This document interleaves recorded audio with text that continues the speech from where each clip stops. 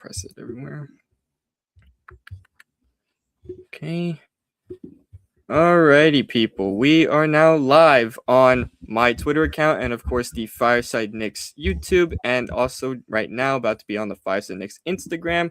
Hope everyone is enjoying a nice day. I know today is the first day, or at least the round of 64 for March Madness, and I know there's been some crazy games already. High Point taking down Wisconsin, Siena nearly taking down Duke.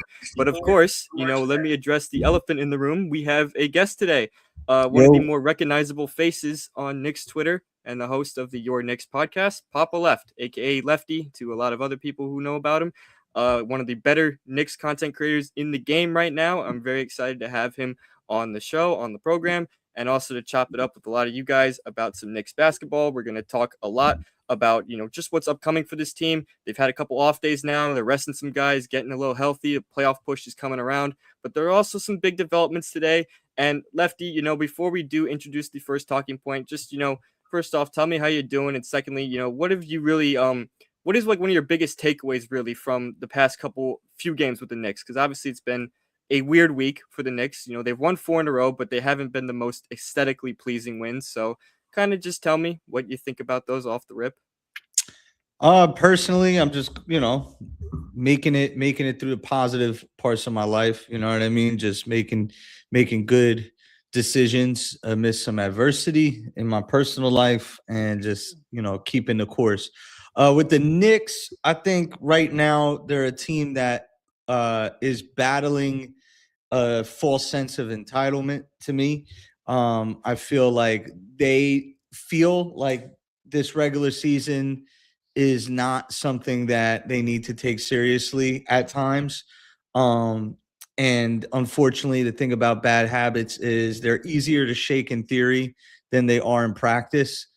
We all have some habits in our personal lives that we know we shouldn't do. But because we've developed them as habits, it's probably easier to say it to yourself when you're alone. Hey, man, I probably should not do that. You know what I mean? But Knicks are, a lot of times people frame it like, the athletes are human, and they are. And they definitely are. And I think what has happened, whether it's playing the Jazz or playing the Pacers or playing the Warriors without most of their team, and for a certain section of that Pacers game in the first half, it's like going into – I was playing – I'll put it like this. I was playing Madden the other day, and this guy got on the they get on the microphone, and he's like, I'm going to keep it real with you. I'm not even going to try this game.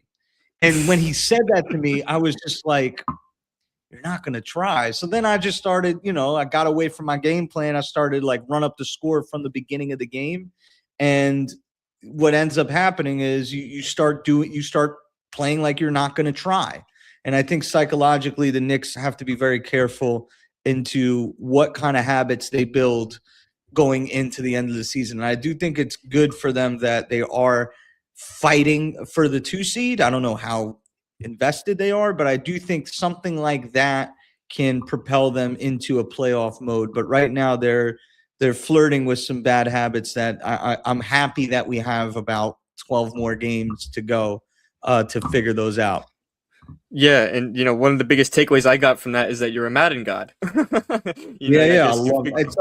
My wife got me a PS5 for my birthday like a couple years ago. I think it might have been an anniversary gift, but she doesn't watch any of my content, so don't worry about it, Michelle. But I did forget if it was a birthday gift or anniversary gift. But she told me the other day, it's like, wait, you only play one game? Me and her, we play Crash Bandicoot together. Mm-hmm. But she's like, you only play one game? And I'm like, yeah, I love Madden. Like I would pay $1,000 for a system just to play Madden. So I love playing that. Look, I'm a gamer too myself, and I'm a sports gamer too. I play MLB The Show, NBA 2K, college football. How is MLB? It's good. It's fun. It's one of those games where the offense is very high powered right now. Pitching is very difficult, but okay. It's one of those things. But kind of just to draw it back a little bit to the Knicks, with the conversation we just had.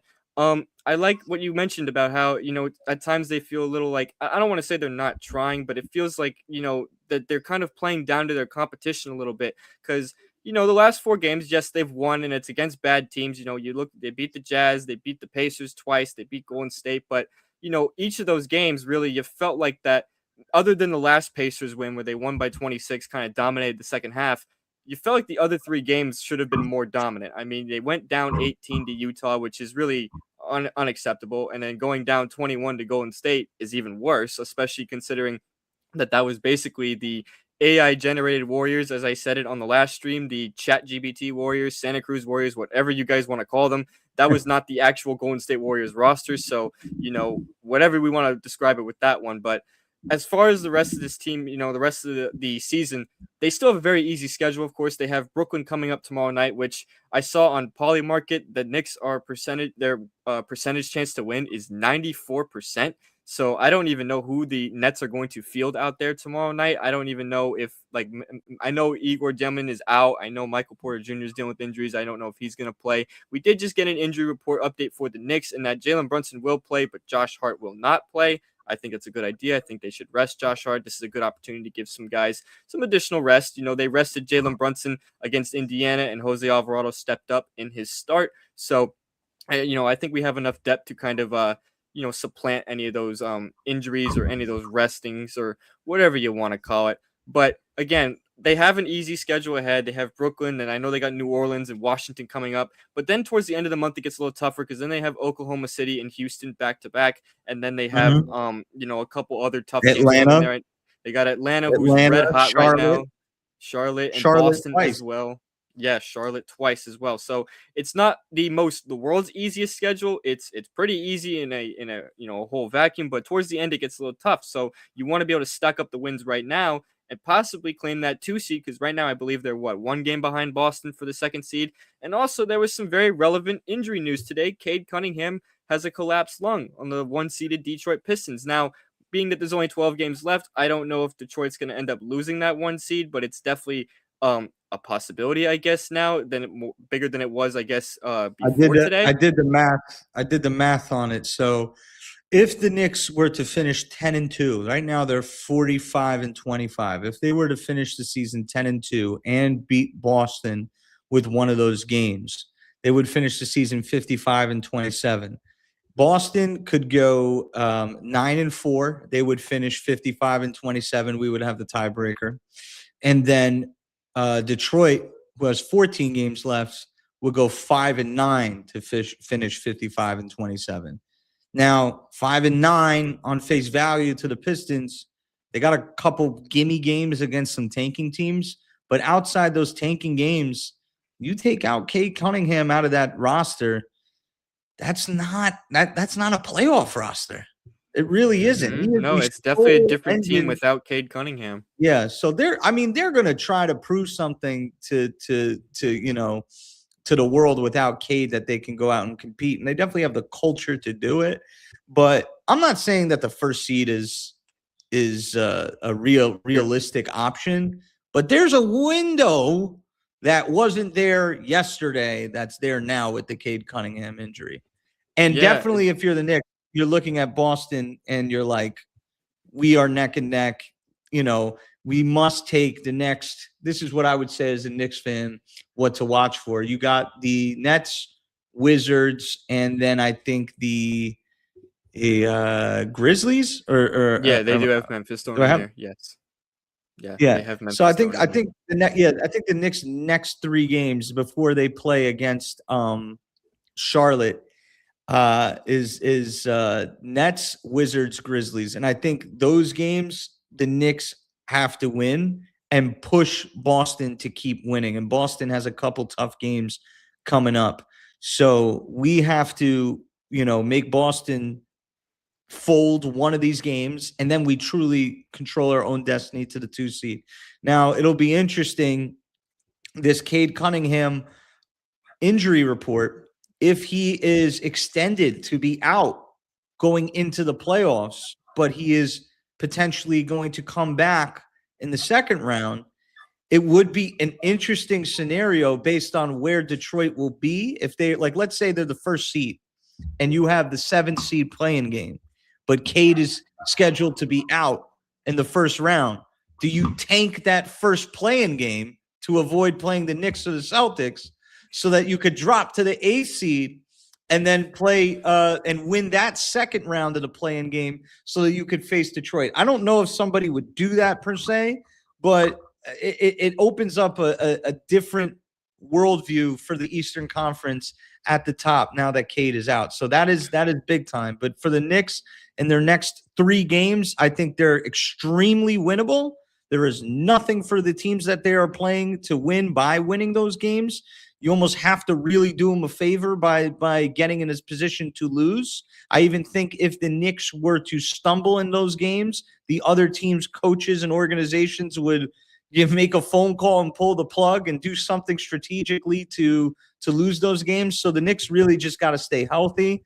I like the fact that they pretty much gave Jalen Brunson a whole work week off because Sunday going through Monday, Tuesday, Wednesday, Thursday, he's not playing. I thought it was a strategic game to have him out against Indiana because all Indiana wants to do is just lock up Jalen Brunson one-on-one, let him hold the ball for the entirety of the game, and then run him around in the actions of the other side of the ball and tire him out. There's no reason for Brunson to play in that type of game, and we did a good job. Kudos to the Knicks for keeping our guys healthy throughout the season. I think they've done a really good job of that. Yeah, no, definitely. I do agree with that. The health has definitely been good this year. We've been fortunate to once again have a relatively healthy season, with the exception of Deuce McBride, of course, missing an ample amount of time. But we have the depth this time to, get away with that, I guess, because now we brought in Alvarado, and of course Clarkson has stepped up late. But something that I really want to talk about, kind of just moving forward with these next couple games. I'm interested to see what Jordan Clarkson continues to do because the past few games he has definitely stepped up. He's come back into the rotation and he's made an impact. He's starting to score again. Obviously, the defense is very finicky. Sometimes he fouls too much. Sometimes he's just not really there on defense, but he's providing a spark on offense, which I think is good right now. And something that I think is important to bring up is what Mike Brown talked about after the Indiana game the other night. He said that Clarkson has pretty much taken Diawara's spot in the rotation. Now, does that mean Diawara is going to play 0 minutes moving forward the rest of the way? I don't think so, but I think it would mean that we're going to see a lot more of Clarkson and a little less of Diawara. And, Lefty, I want to ask you a little bit kind of just what you think about that. Do you think that's like the right move? Do you think that they need to continue playing Diawara, or do you think playing the hot hand in Clarkson right now is the right move? I'm a big Mohamed Diawara guy, as are I'm sure a lot of your And listeners, I a am lot of too. your A viewers. lot of us are, and so am I. So Yeah. I think it's a twofold move. I think number one, it's very difficult to look Jordan Clarkson in the face after he pretty much delivers you a victory at Utah.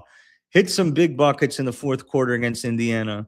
Knicks were down 21 at home to Golden State, and Clarkson was the one who really gave us a chance to get in a winnable position in terms of his energy on defense.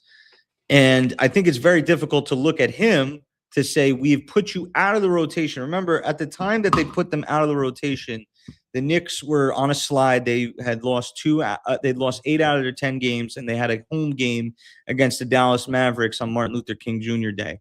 At that moment, Landry Shamet came back, and Mike Brown took Tyler Kolek and he took Jordan Clarkson. And he said, we're going to value point of attack defense, and you two are not bringing it for us on the perimeter. Yes, you are good offensive players, but we need more defense here. Shamet and McBride did a great job. The Knicks started winning more games. Then McBride got hurt, and then the Knicks traded Yabusele. They got Alvarado. They got Diawara and Clarkson during this whole time where the Knicks defense kind of kicked up.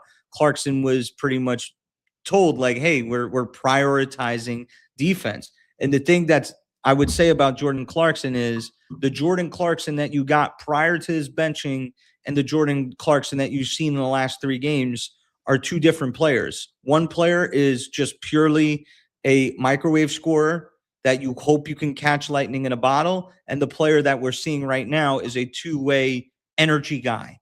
When I mean energy, he's bringing physicality on offense. He's attacking the paint. He's getting into the teeth of the defense. He's getting on the glass. He's helping out. And then on defense, he's actually getting into the body. And that's number one big problem for the Knicks is that they do not make other teams feel them on the perimeter. So Jordan Clarkson is not known for being a great defender, but sometimes, as you know, as a hooper, any of you out there, sometimes just getting some effort on the the defensive offensive side. rebounding he had against Yeah, Utah was yeah. huge. Yes, Huge. absolutely. He had 5 offensive rebounds in that game. So I think the expense of Diawara. Here's my theory on that. It's kind of strange because the Knicks do not have a true backup four. I have two theories to it. Number one, I think that they are prepping. It's a soft launch for McBride to get back in the rotation. They want to run more small lineups. It's easier to replace the rotation of replacing McBride for Clarkson than it would be for McBride for Diawara. That's my first theory. The second theory is that the playoffs are around the corner and Karl Anthony Towns and Mitchell Robinson are two of our best players. And the Knicks are going to start employing more double big. So you need less of Mohamed Diawara replacing OG. You're probably going to see more Cat in the game, more Mitch in the game, and then more of them at the same time, which then drops down the position of need from 1 through 4 to 1 through 3 at some times. So you're going to see guys like Shamet, McBride, Clarkson, Alvarado replacing Brunson, McHale, and OG and Josh. I do think Diawara has a chance to step up in a pinch. He's the type of player that you could throw on the floor to give you some length on the defense. I think that positionally, his frame is different from a Shamet. It's different from a McBride, or it's different. I shouldn't say McBride, but different from other guys on the team. And he provides a substitution for OG that we just don't have, or McHale that we just don't have, is in terms of a wing-sized player. But in terms of Clarkson, I think Clarkson's hitting a stride at a point, and you got to ride the hot hand. I don't mind it, and I think at this point the Knicks have maximized as much as they could have out of a $1 million a year player, 51st overall, and long term it kind of helps the Knicks not like expose Diawara to huge minutes, because then they would have to expose a lot of money to him. So, I mean, I want the kid to make as much money as possible. But for us who are against the second apron and we have to pay Mitch and we have to find a way to retain Deuce over the next couple of years, and we don't have a lot of young talent coming up out of our system, Diawara is definitely one of them. It would be great if we could get Dadier going along. I know they flirted with playing him a couple minutes here and there over the last stretch. Maybe he plays a little bit against the Nets and the Wizards. Maybe Dadier starts to creep in a little bit. But yeah, I think Clarkson is a guy that the Knicks envisioned him to be a campaign level kind of scorer off the bench, and campaign changed game one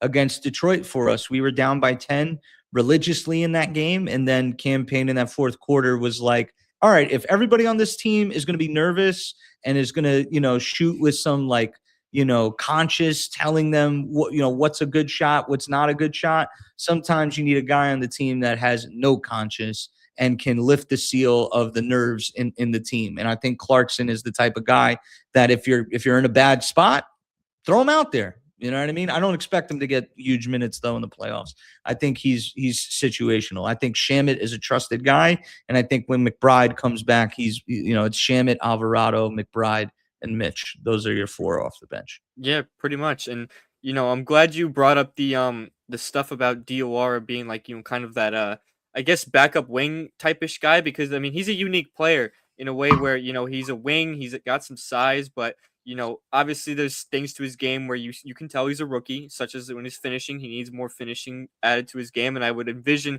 that might be part of why he is losing some minutes a little bit, just because Clarkson is providing more of scoring all around, kind of giving you that finishing inside, while along with the jump shooting, of course. And that's not to say Diawara sucks as a scorer. I mean, he's shown he's a really good 3-point shooter. He's lights out from the corner, especially. But he's a rookie. He's gonna have his moments. He's gonna have times where he doesn't look the most confident on the floor. Like, I'll look at the Golden State game, for example. He looked bad in that game. I will just be blunt. He looked bad. He looked like a rookie in that game.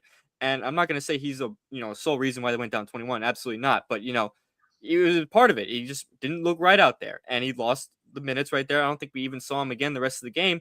And then he sat completely, pretty much, against Indiana, with the exception of garbage time. So I'm okay with what Mike Brown is doing right now, playing Clarkson, just because, like you pointed out, I mean, he's riding the hot hand. Clarkson's hitting a stride at a time we need a guy to hit a stride, especially with Mikal Bridges playing the way he's playing right now. I mean, I've spent a lot of streams on here, Lefty, lately, ragging on Mikal Bridges. And I, don't want to make that a recurring thing, but the fact of the matter is he has not provided enough right now.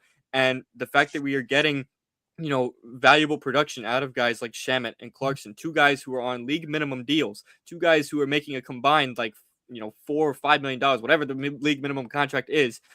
The guys are making that little money and they're providing a bigger impact than a guy who, of course, we traded 5 first-round picks for, but a lot of people here are sick of hearing that. So, I'll mention it, but I won't dive into it. But I will, of course, bring up the contract as well. $150 million extension that we signed him as well. We expected a lot out of Bridges. I mean, I'd be lying if I said I expected Bridges to be a 20-point per game scorer. No, I don't need him to do that. I just need him to be consistent. I'm okay if he gives me a consistent, say, 16 to 17 points a night with good defense, but we haven't been getting that. I mean, he reached double figures against Indiana, but it was 10 points. It was an inefficient 10. I know he twisted his ankle in the first quarter, but he didn't seem to be bothered by it, so I'm not even really going to dig deep into that one. It's kind of just been a recurring theme at this point with Bridges where, we're just kind of waiting for the moment where he really breaks out and really kind of shows us the type of consistent player we want him to be. And he could easily do that in the postseason like he did last year with the 2 plays in Boston, but albeit he did have ups and downs in the playoffs last year too that people don't like to bring up just because he won those 2 games in Boston. But it is what it is on that front. I'm just pointing out that, while the playoffs could easily be a completely different nature for Bridges, maybe he ends up playing so much better. The fact of the matter is right now at a time where we're still chasing a 2 seed and potentially a 1 seed, he's not giving us enough right now. And that's why having Clarkson and Shamet being what they are right now. I mean, I know Shamet struggled shooting lately, but he's still providing the energy on defense, so that's important. And Clarkson, of course, with the scoring leap he's taking right now, he's back to kind of what he was at the start of the year when he was a really good scorer for us, a nice little spark plug, not that little lull he was in between the NBA Cup and, his benching. That's important that we have that right now. And that's why, back to my point from before, I'm okay with Mike Brown playing Clarkson because I'll admit off rip when he first started bringing Clarkson back in, I was like, why is he bringing in Clarkson? He's not gonna defend. He's not gonna really provide much efficient scoring.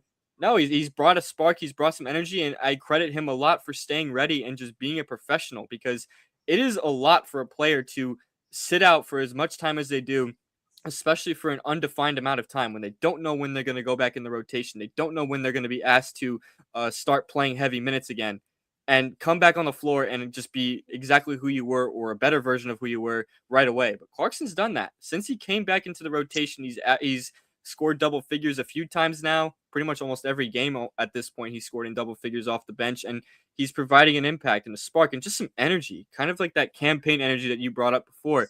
Not like the same level of craziness that campaign brought, but the kind of like energizer, the veteran who's out there who really kind of can get the team to kind of lock in a little bit, because at the start of these games, especially, this team gets complacent. At times, they just look like they aren't, their focus is not fully there. And Mike Brown brought it up after the Golden State game that the focus and physicality has not been a premium, especially at the start of games, which in coach speak, that means effort. He's basically saying, these guys are not trying in the start of games, and I need them to try harder. I need them to put in that same effort that they're putting at the end of games, when they make these big comebacks or whatever. He needs to have that same effort at the start and play that way all the way through. Against Indiana, we saw it offensively. They were playing with aggression. It took them a while to get locked in on defense, though. But, I mean, I can't get mad about it at the end of the day because they did do it in the second half, and they ended up winning by nearly 30 points. Granted, maybe Indiana gave the game away because, they're tanking, but who cares at this point? I mean, I'm happy with the wins, but at the same time, we know the process does need to be better, because we've had a lot of people tell me about how, oh, we've won games, it shouldn't matter, this, that. And in part, I get that because, wins are wins. A 30-point blowout win counts the exact same in the score sheet as a 1-point victory. It counts the exact same. It's one win. But at the same time, the process, the Knicks are not going to get away with going down by 20 or something like that against a playoff team. Like if a healthy Detroit Pistons, for example, they won't let them get away with that. The Boston Celtics might not let them get away with that, even though they did twice last year. You can't just assume it's going to happen again. And, even the Cleveland Cavaliers, same thing. A bunch of these teams in the East is very competitive this year. So I kind of just want to get your input a little bit on, what you really want to see going forward with these next few games. I know we briefly talked about it in the beginning, but we have, I think, 12 games left on the schedule before the postseason. At this point, I think one of the biggest priorities needs to just be stay healthy, enter the postseason healthy, and hopefully you get Deuce McBride back for the postseason. I think that should be the top priority right now. But I also think that there's some things in the process on the court that need to be cleaned up. And I kind of want to hear what you think is like the biggest thing that needs to be cleaned up on the court versus, aside from the health and stuff. Yeah, I think you nailed it on the head with the starting unit. I think the starting unit has to make a statement that if they want to stay together and they want to lead us through this journey, that they should leave no doubt before April 18th. Like, I shouldn't feel at game one, oh, now that the politics are over and it's these games count and you can't save face, are we going to have to change the starting lineup? I would much rather you guys figure it out. Now, is it a will issue or is it a fit issue? That is the question, because even with I remember during the NBA Cup, the Knicks went 8-2 during a 10-game stretch where they won 7 in a row and they won the NBA Cup, and everybody was like, I had brought up during that stretch, the Knicks had left every single first quarter with a deficit, and they've given up 30 points in the first quarter. And people will be like, "You're finding a rain and you're finding a thunderstorm and a rainbow," or something like that. People are like, "You're focusing on the negative." I'm like, I'm not. I'm just telling you, they're winning in spite of having bad starts, and the starting lineup got changed mid playoffs. I'm looking for that starting unit to bring some more energy. I don't know who's going to lead that brigade. I have my ideas of what they need to do. I think that they made a big change in the offseason with the coach. And part of the reason why they made the change with the coach was I feel like there was friction on changing the lineup in the Celtics series. And then ultimately when they went down 2-0, they went to go change the lineup to get Mitch in there. I think Mitch and Cat pretty much tell OG and Mikhail, you have to take some ball handling duties, and you have to, because it's not going to be Mitch, it's not going to be Cat's not going to sit there and dribble the ball. So Mikhail and OG are kind of like forced more into actions with Jalen, and I think like that lineup to me should be used more. I think it's twofold. The starting unit, I want to see how much Mike Brown starts to go to Mitch and Cat, because I think that is a playoff lineup. There's no more back-to-backs. Mitch is not, being saved for anything. And I think Mitchell Robinson is, if we could get Mitch through a regular season healthy, we stay healthy, we get Deuce back. I want that 2 seed. I think that the Knicks have 2 games. 3. Let's break it down. There's 6 games on the schedule for the rest of the year that I think are interesting games. Number 1 is at Charlotte. I want to see how we do at Charlotte. Charlotte's a team that's fighting for play. I want to see us make a statement at Charlotte to let them know, like, if you see us in the playoffs, you are a notch below us. Enjoy your miracle, enjoy your playoff tickets if you get some, because we're going to beat you in 4 games. That's what I want to see. I want to see a killer instinct against teams like Charlotte and Atlanta on April 4th. And then when we see Charlotte again at the Garden, I want to see us take care of those teams because we are above those teams. Then I want to see a split against Houston and OKC. I know that everybody wants the OKC game because they beat us by a couple points at MSG and we didn't have our full lineup. Mitch was out and, they didn't have Jalen Williams there, but I'm not going to get too ahead of myself in this. I think the Knicks have made all their statement wins that they can make, but I want to see how we match up against those 2 teams out there, especially against Houston and OKC. It's a team that they're going to put the big on Josh Hart and they're going to leave him wide open. And they got a bunch of jumbo wings and jumbo guards, and they're basically going to bring it to us in the half court defensively. And I want to see how we match up there. And then the games against Boston. I think the game against Boston in the last week of the season at home, I think that's going to pretty much determine the 2 seed. So I want to see how much Mike Brown finesses the double big back into the lineup. I want to see if the starting lineup can, prove that they're trustworthy and not bring that question mark into the playoffs. And I want to see of those 6 games, the games against Charlotte, 2 of those, the game against Atlanta, the games against Houston and OKC, and then the game at home against Boston. I think those 6 games are nice games to see where the Knicks are at. 12 games, I think 9-3 is very much in front of them. just because I think 3 are pretty much guaranteed with these next 3. So the Knicks got to go 6-3 out of the next 9 out of those 3 games against the Nets, Wizards, and Memphis. Yeah, and those should be guaranteed wins, but with the way this team likes to, troll sometimes, you never know anymore. With the, we can never, Can't I get guess, bored, you chalk up. can't get bored of doing the right things and winning the right way. I think I think Mike did a good job calling it out after the Golden State situation. It's like a baseball team, when they're slumping. Sometimes you could ethically talk. That's what I'm talking about with habits. Like, they still gave up 34 points to the Pacers in that first quarter. They still were down 57-51 to the Pacers. Like, habits are easier to break in theory than they are in practice. And it really takes a discipline to lose and to fail and to fight through that and to win. Maybe they kind of got over it against Indiana and they realized these are the series of efforts and because the Knicks, they don't get into the body. They let people, get into the paint. Then they close out. Then there's a breakdown here. Someone's making a shot early. Remember, Mike Brown called a timeout against the Utah Jazz after Bryce Sensabaugh hit a 3, 5-5. He went up 8-5, and McHale was late to the corner. And Mike Brown called a timeout there. Called 2 timeouts against the Golden State Warriors. So I don't want to see any more of that. Will we see some of that? I mean, probably. Probably. Probably we're gonna see some of it. The guys are human. But you know what I mean? I think we should be in Yeah, good shape. I got about I mean, 5 more minutes. I'm just want to let you know. that's fine. We will wrap this stream up very soon, but just to kind of wrap things up a little bit, to kind of touch on your point.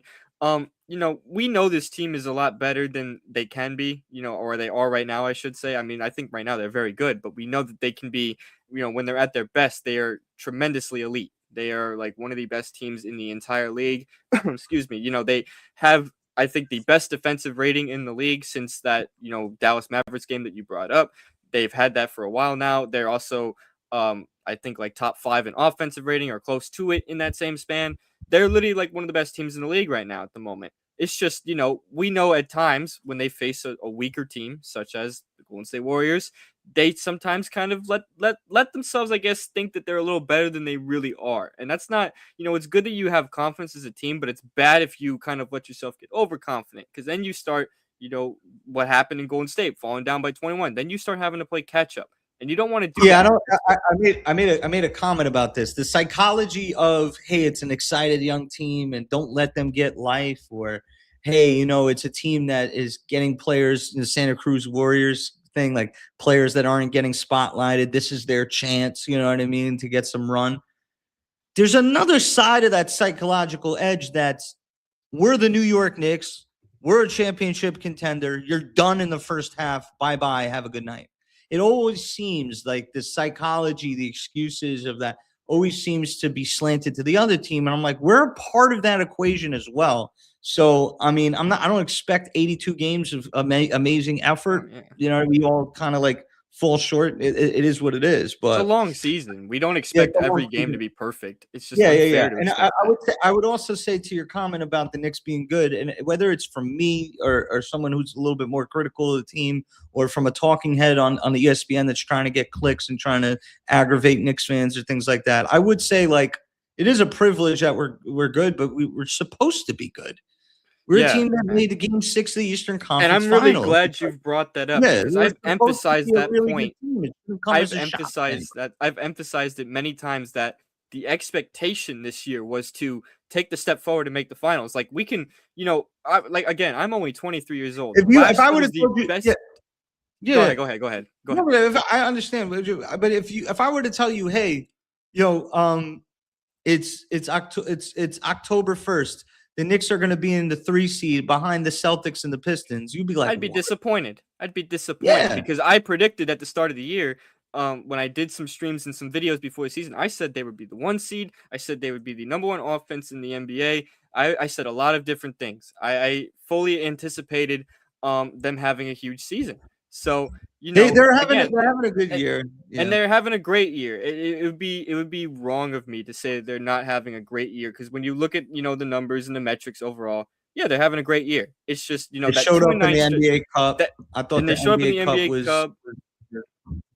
Yeah, the NBA Cup Yeah. was a big thing right there because it showed they can play in the big games, kind of I guess the dress rehearsal for what we hope to see in June. But again, we know the team's very good. It's just we also know they can be better. We know that when we hold them to an expectation of they want to make the finals, there's always room for improvement. This isn't we're not like a Charlotte Hornets podcast or anything where right now they're riding hot and we're going, oh, they're doing great right now. This that they're playing unbelievable ball. We're so happy to be in the playoffs. No, the Knicks are so much better than that. At the stage they're at right now, they're in much better shape. So it is what it is. I think though right now what we have moving forward is a lot of good things to look forward to. There's 12 games left for us in the season. I'm really looking forward to seeing what they can do. But before we do wrap things up here on this stream, Lefty, you got anything else you want to add? Any final thoughts before we close it out here? Yeah, definitely. I wanted to appreciate Fireside Knicks, your community, for bringing me on. Shout out to you, Dylan, man. And you're an FAU kid, right? Yep, I'm an FAU alum. Yep, Yeah, absolutely, man. My wife went to FAU. Shout out to Coral that's awesome. Springs. Shout out to Florida, man. Shout out to South Florida. Shout out to everybody out there in Knicks Nation. If you want to check out my YouTube channel, you could search us up at Your Knicks. I do content pretty much every day on there, especially going into the playoffs. We're gonna have pretty much hour by hour, I feel, kind of content with the injury updates and everything. But I'm excited for this playoff run. I think that this team has enough in their bag to go grind out a couple playoff series wins and get back to that Eastern Conference Finals. At that point, I think it's psychological. I think that they have to decide whether they want to be a fun, vibey team or if they want to make necessary sacrifices, whether it be the guys on the floor or whether it be the coaching staff or the front office. Because if they don't make the sacrifices with the units that they have right now, with the people and the personnel that they have right now, they will be made in the offseason. And I think that this unit has a chance to do something that no Knicks team has done in over a half a century. And I just wonder sometimes if they truly understand what's at stake here. That's the only concern I really do have. Beyond, who can be a secondary ball handler? Can Jalen get enough help? Can we get some defensive stops? Can we start a line? I do think the majority of my concern comes down to, is this team ready to fight when their season is on the line and when things start to slant the other way? Because last year, Indiana bit us. And once they got us in game one, it felt like Series felt that over after whole that. scenario. Yeah. So I need us to show some mental toughness beyond the vibes. When the vibes are good, this team's amazing. But when they really have to kill a team, when they have to put the nail in the coffin, I want to see true grit, true winning grit from this team. Anything that I miss? I like the way, I will say this. I really like the way Karl Anthony Towns is performing since the All-Star break. And I think if we can get him and Jalen together as a true 1-2, and I think watch out for Mike Brown to change up the rotation come playoff time and increase minutes for his most trusted guys. I'm talking about Brunson, OG, Cat, Mitch. You want to throw Hart, Shamit in there. But I do think that rotation is going to lean on his most. You're going to find out who Mike Brown trusts in these playoffs for sure. But shout out to Knicks Nation, man. We've been through a lot, man. And I think once the regular season is over, trade deadline is gone, and we could, we squabble with each other on the timeline and all this stuff.